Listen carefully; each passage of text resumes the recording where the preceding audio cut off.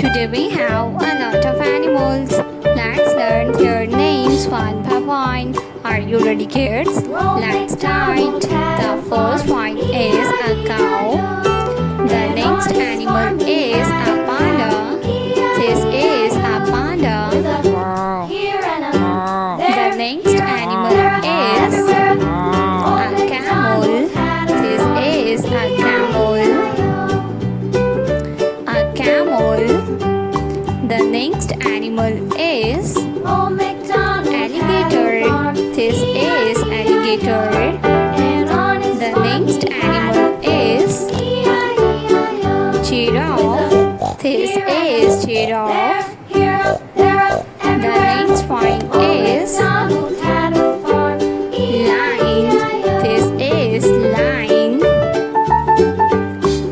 The next animal is